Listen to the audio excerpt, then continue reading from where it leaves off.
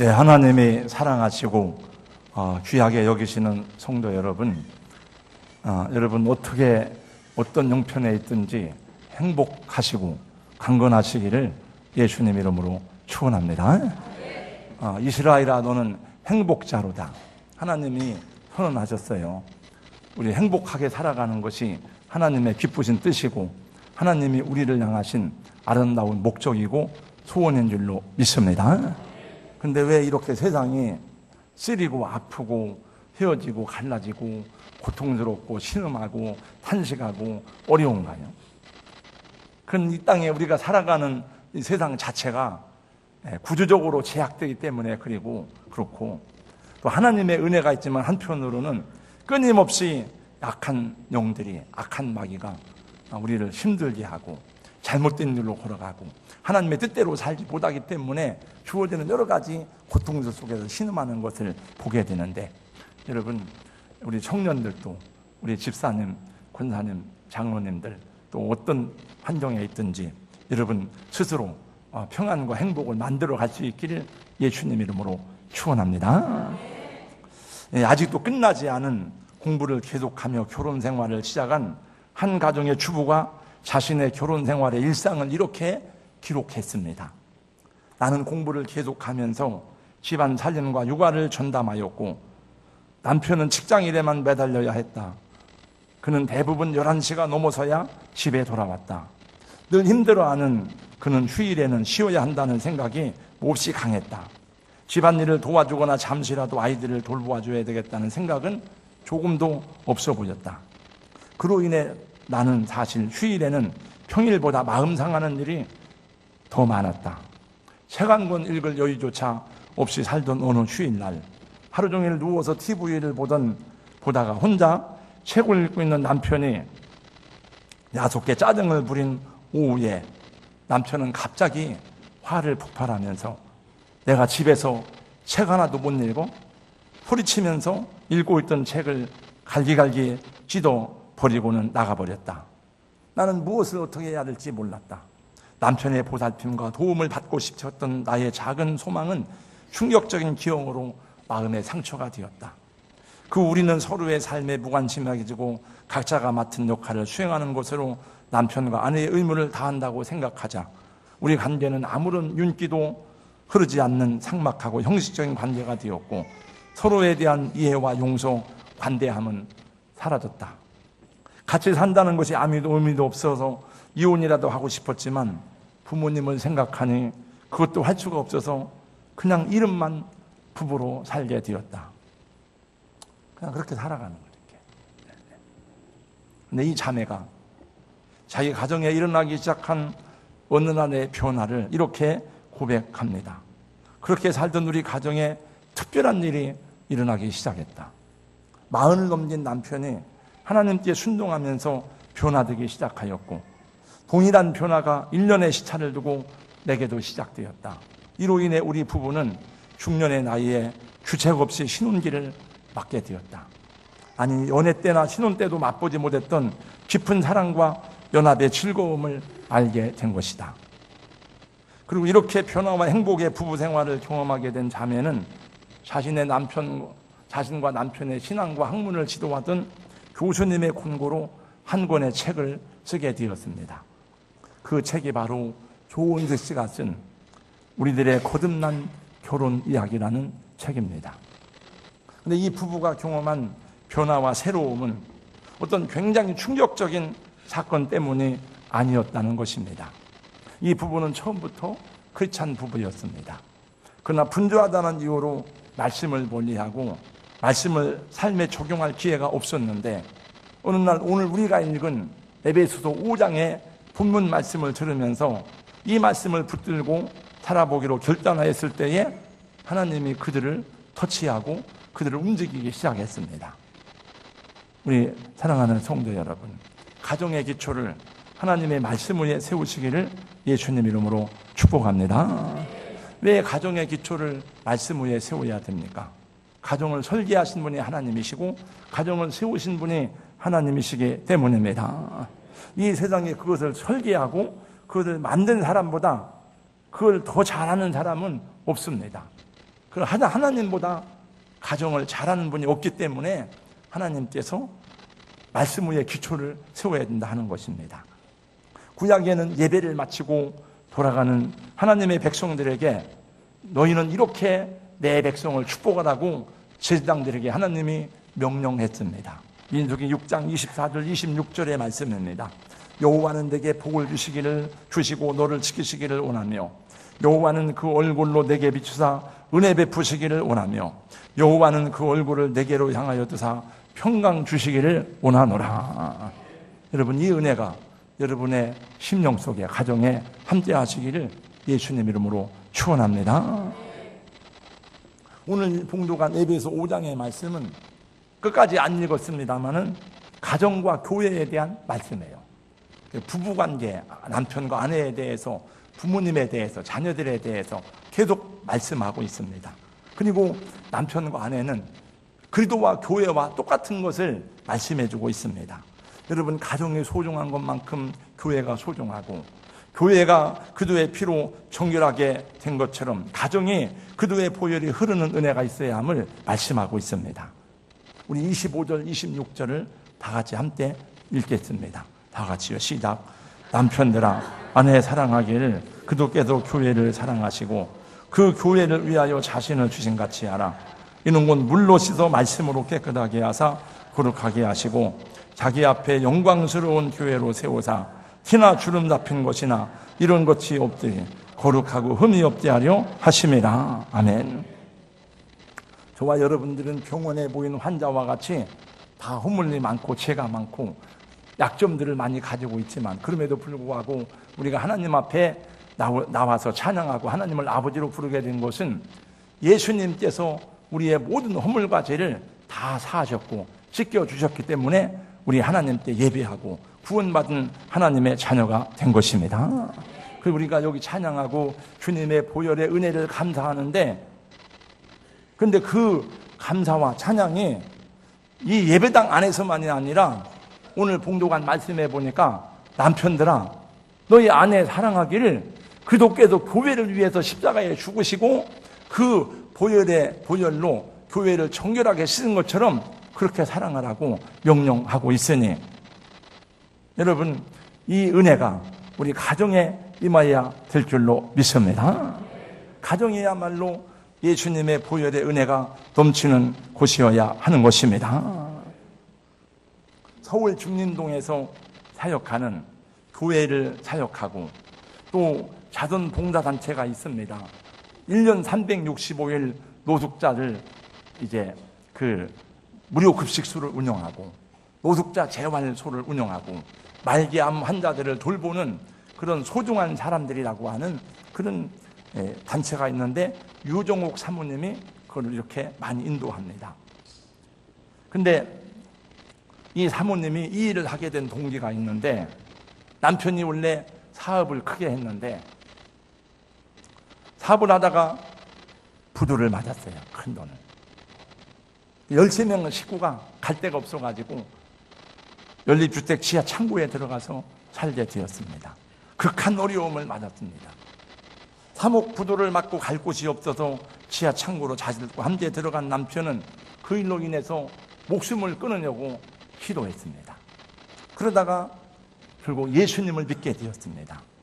유정옥 사모님은 남편이 예수님을 믿은 것이 너무 감사해서 사업 부도로 인한 모든 어려움을 감사로 하나님께 올려드렸습니다. 주님은 머리둘 곳이 없으셨는데 저에게는 아직 너무 많아요. 주님이 분을 품고 잠들지 말라고 하셨는데 저는 매일 분을 품고 잠을 들었어요. 속옷을 달라는 자에게 겉옷까지 내어주라고 하셨는데 저는 그에게 빼앗긴 것 때문에 어떻게 다시 빼앗아오나 매일 궁리하고 매 시간 그를 미워하고 저주했습니다. 그러나 이젠 됐습니다. 남편을 예수 믿게 해준 것만으로 저는 더 이상 바랄 것이 없어요.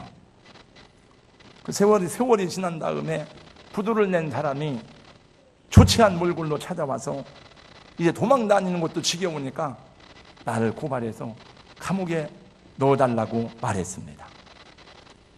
그때에 이 유정옥 사모님은 부도난 수표를 다 찢어버렸습니다.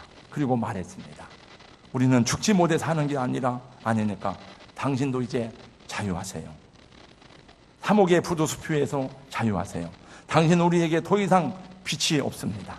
이 돈이 당신에게 빚이었다고 생각되거든 나중에 당신의 도움이 필요한 사람들에게 갚으세요. 우리는 하나님께서 이 돈을 이미 하나님께로부터 받았으니 당신은 하나님께 갚으세요. 그리고 사업을 포기하고 노숙자를 돌보고 말기암 환자들을 돌보는 소중한 사람들을 설립하게 되었고, 남편은 신학을 공부해서 목회자가 되어 그 어려운 사람들을 돕는 그런 봉사의 주체가 되었습니다. 이 사람이 김수철 목사님과 유정옥 사모님입니다. 이 세상에 소망이 없다고 말할 때에도 사람들은 저 집이 이제 망했다고 말했지만은 그러나 예수님 때문에 그들은 다시 일어날 수가 있었다고 고백하고 있습니다. 여러분, 서로의 허물을 지적하고 약점을 잡고 죄를 들추어내는 가정에는 성령이 역사하지 않습니다. 축복이란 말의 영어 단어는 블레싱이란 말인데 제가 여러분에게 말했습니다. 블레싱이란 말은 블리드, 피를 흘리다라고 하는 뜻에서 나온 단어인데 그것은 피로써 덮어주다, 피를 흘리다 그런 뜻입니다. 아내의 허물이 남편의 허물이고 남편의 허물과 죄가 아내의 허물과 부족함이고 자식의 허물이 부모의 허물이고 부모의 허물과 누추함이 자식의 허물로 감당해야 하는 것입니다. 그 허물을 덮어주는 것이 축복이라 하는 것입니다. 노아가 홍수 이후에 포도주를 먹고 취해가지고 옷을 다 벗고 잠이 들었습니다. 함이 그 모습을 보고 자기 아버지가 발가벗은 모습을 보고 막 동네방네 떠들고 다녔습니다. 그러다 그 두 아들 셈과 야벳이 자기 옷을 벗어서 뒷걸음질 쳐서 아버지의 부끄러운 모습을 보지 않으려고 가서 그 옷을 덮어주었습니다. 그걸 보고 축복이라 하는 것입니다. 여러분, 이 세상에 어떤 사람에게 십자가의 보혈의 은혜가 필요 없는 사람이 어디 있겠습니까? 그런 사람은 아무도 없습니다. 내 아내에게도 내 남편에게도 이 은혜가 필요하고 늙으신 우리 부모님께도 이 은혜가 필요하고 철 모르는 아들과 딸에게도 이 은혜가 필요한지 모릅니다. 주의 종들에게도 이 은혜가 필요하고 세상 어떤 사람들에게도 다 주님의 은혜가 필요하지 않은 사람은 존재하지 않는 것입니다. 저는 다른 목사님들의 설교를 들을 기회가 별로 없어요. 시간이 없으니까. 그러나 제가 종종 몇 분 설교를 듣습니다. 그 중에 제가 가끔 듣는 설교라는 서울 천안목자교 유기성 목사님의 설교를 같은 몇 년 전에는 그 목사님의 설교 한 편이 내가 몇 년 동안 들은 그 설교 중에서 제일로 막 은혜가 되었던 적이 있었습니다. 이 목사님의 얘기입니다. 자기 아내가 아파서 병원에 갔습니다. 진단을 받았습니다. 어느 날 집회를 하고 있는데 아내의 떨리는 목소리가 들려왔습니다. 여보, 저 암이래요. 하는 순간 가슴이 꽉 막혔습니다. 전화에서 들려오는 아내의 말을 듣는 순간에 가슴이 막히면서 무언가 말을 해야 되는데 아무 생각이 안 났습니다. 뭐 위로할 말도 또 뭐 전할 말이 없었어요. 마침 다른 교회에서 부흥회를 인도 중이라서 아내에게 달려갈 수도 없는데 병원에서 집에 혼자 오는 아내를 생각하니까 더욱 마음이 아팠습니다. 그날 저녁에 저녁 집회를 설교할 용기가 없었습니다. 그때 하나님께서 말씀했습니다. 야, 유 목사야, 만일 내 아내처럼 오늘 저녁에 암 판정을 받은 사람이 저녁 집회에 참석한다면 내 설교를 듣고 위로가 되겠느냐? 네가 전하는 말씀을 듣고 힘이 되겠느냐? 이렇게 물어보더랍니다. 그래서 그 마음이 드는 순간 그날 저녁에 설교 제목을 봤더니 설교 제목이 죽음과 승리였고 본문의 말씀은 갈라디아서 2장 20절이었습니다. 내가 그도 함께 십자가에 못 박혔나니 그런즉 이제는 내가 사는 것이 아니요 오직 내 안에 그리스도께서 사시는 것이라. 이제 내가 육체 가운데 사는 것은 나를 사랑하사 나를 위하여 자기 자신을 버리신 하나님의 아들을 믿는 믿음 안에서 사는 것이니라. 갑자기 마음속에 평안이 밀려왔습니다. 내가 예수님 안에서 아직도 죽지 않았구나. 예수님 안에서 죽으면 되는데 하나님 감사합니다. 눈물로 고백했습니다. 내 아내의 암은 우리 부부를 하나님 앞에서 철저히 죽게 하심으로 오직 주님께서 내 인생을 마음대로 주장하시고 우리를 마음대로 사용하시겠다는 메시지인 것을 깨달았다고 합니다. 그래서 그는 자기 인생의 고통이 시작되는 줄 알았는데 새로운 삶이 시작되었다고 고백하고 있습니다. 그래서 그분이 쓴 책이 읽어보신 분이 있을 거예요, 아마. 요새 많이 유행하고 그 찬들이 베스트셀러 가운데 하나가 됐는데 나는 죽고 예수로 사는 사람이에요. 여러분, 이 세상에 살아가면서 우리의 약점과 단점과 허물이 가장 많이 노출되는 곳이 어디입니까? 그건 가정입니다. 우리가 사회생활을 하는 중에는 예의 바르고 세련되고 이성적인 사람들이죠. 다. 사람들에게 보인 내 모습은 얼마나 지성적인 사람입니까? 그러나 가정에 들어와서 이 모든 사회적 지위들과 체면들을 내려온 남편과 아내의 모습은 어떻습니까? 여러분의 모습은 어떻습니까? 이기적이고 자기중심적이고 함부로 말하고 자기 고집대로 하지 않습니까?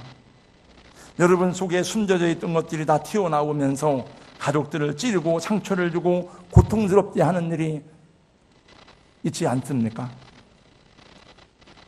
가정 안에 들어가면, 교회 안에 와보면, 교회가 말이 많은 이유는 교회 안에 오면은 빛 가운데 오니까 다 자기 허위와 위선이 다 드러나게 되어져 있어요.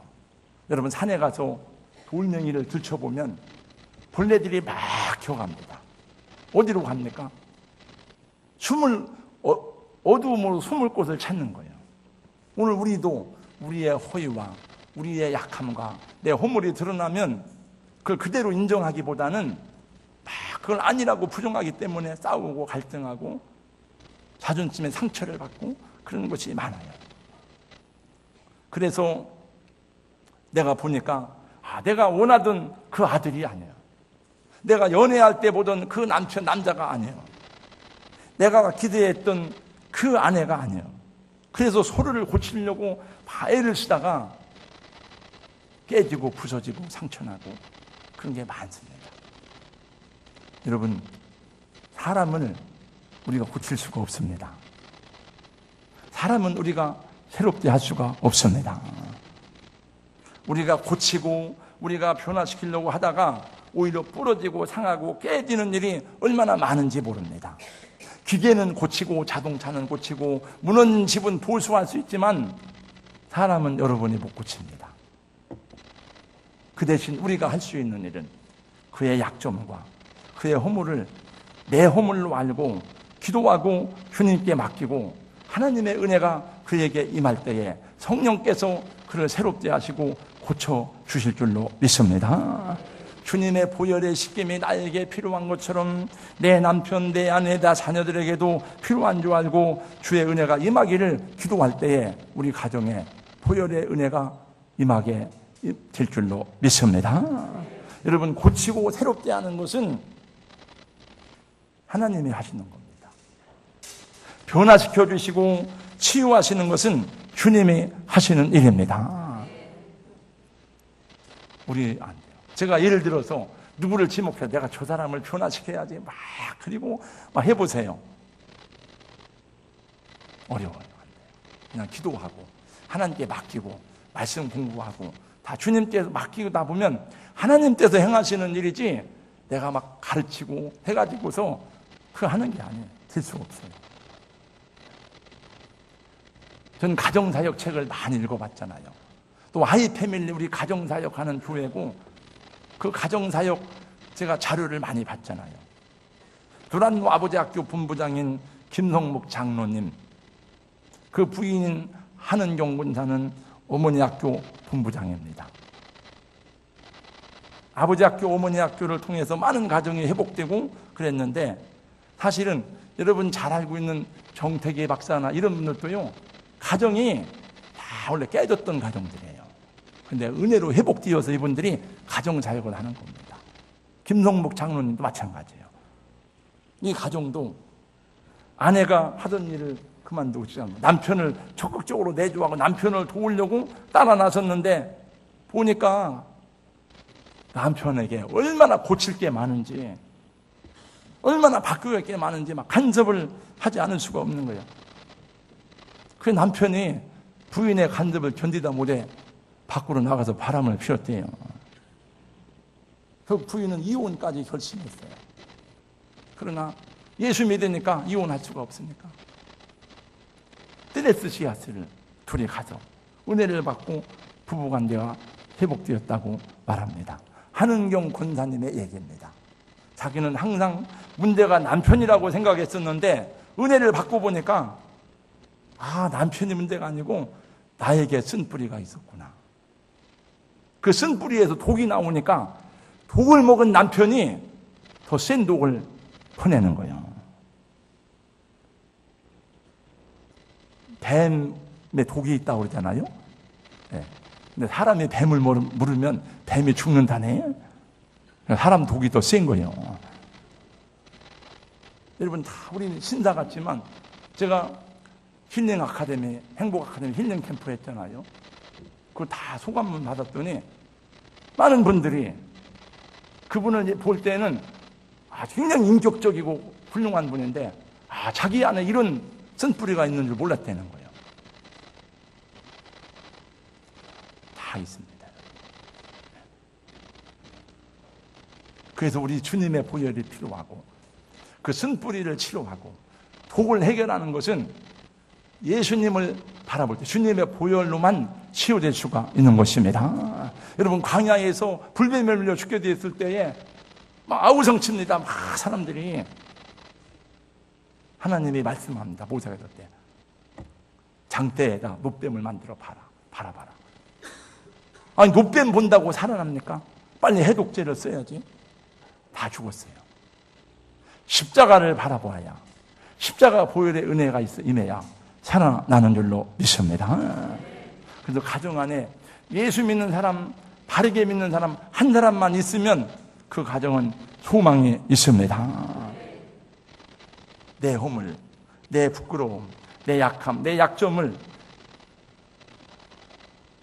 나에게 돌리지 아니하시고 다 짊어지신 예수님의 보혈이 때문에 오늘 또 우리가 살아있는데, 나는 내 형제, 내 가족을 정죄하고 판단하는 데 빠르다. 어떻게 그 가정에 주님의 보혈이 흘러가겠습니까?